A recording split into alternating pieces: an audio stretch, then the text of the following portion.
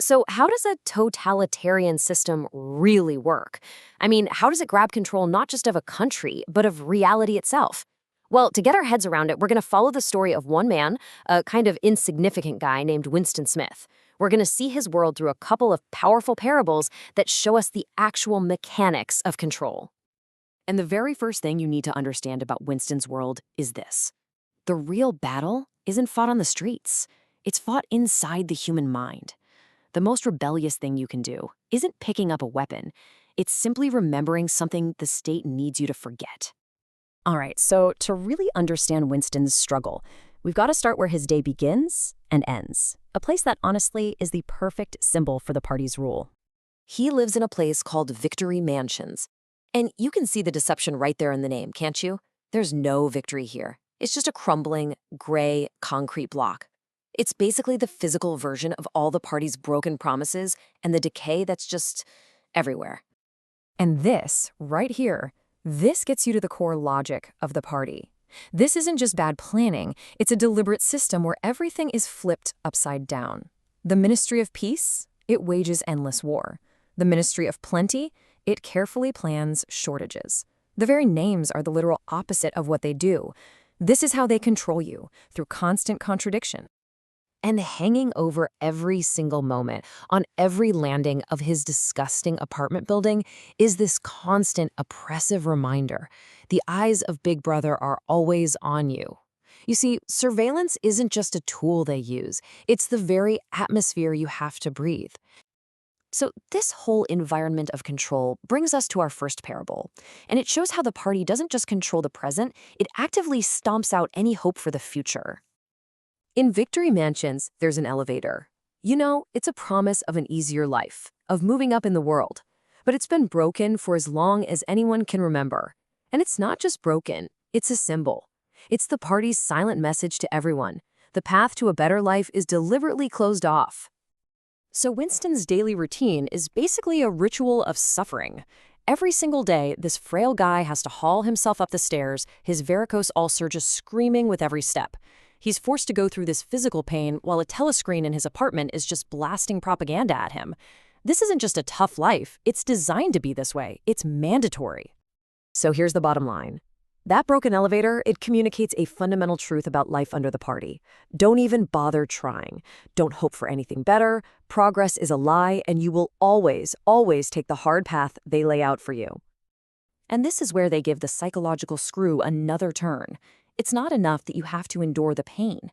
The voice from the telescreen actually insists that his miserable climb is a joy, and the searing pain in his leg is just an illusion. He's being forced to deny the reality of his own body. Okay, so that first parable was all about crushing public, physical progress. Now, with our second parable, we're going to turn inward and see how the regime crushes private, individual hope. Winston has this memory from way back, right before the party's control became absolute. He remembers village kids carving lanterns out of pumpkins. It was this old ritual, creating this beautiful, fragile glow. It was a memory of a time when light and laughter weren't regulated. So, inspired by this memory, Winston does this quiet little act of rebellion. He finds an old pumpkin, carves 2 little windows in it, and sticks a candle inside. It's this tiny, defiant beacon. It's him saying, I am here and I choose what I see. It's a tiny spark of individuality in a world that demands total uniformity.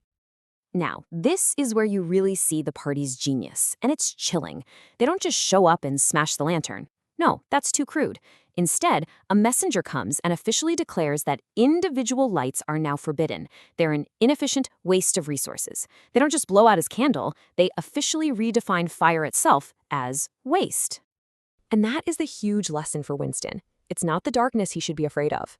The real ultimate power belongs to those who control the language, the people who can literally redefine what light and dark, good and evil, truth and lies even mean.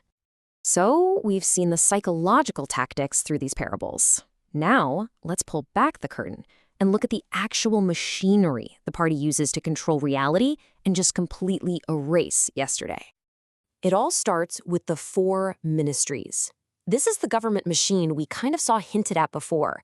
You've got the Ministry of Truth, where Winston works, which manufactures lies. The Ministry of Peace, which wages war. The Ministry of Plenty, which creates shortages. And, of course, the Ministry of Love, which is the center for torture. The entire government is an engine of doublespeak. But their main weapon, it's language itself. It's called newspeak. And it's not just about adding new words, it's about destroying old ones. By getting rid of words like freedom, the party's goal is to make the very concept of freedom totally unthinkable.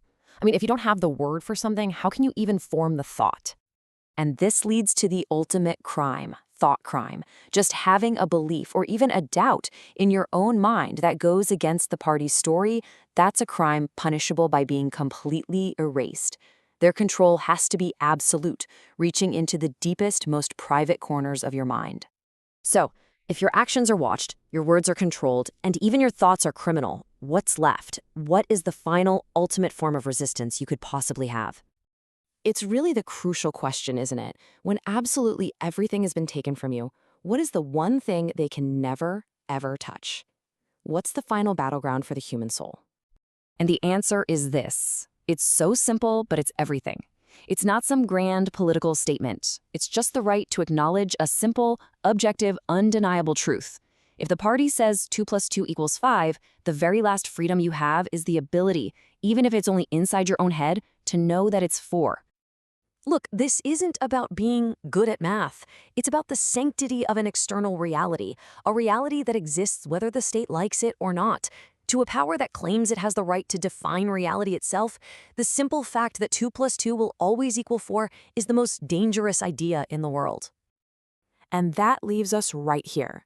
This quote just sums it all up perfectly. Winston's struggle with that broken elevator, his tiny defiant candle, his desperate grip on a simple truth. It's all the story of a man trying to survive in a world where even the laws of physics are whatever those in power say they are.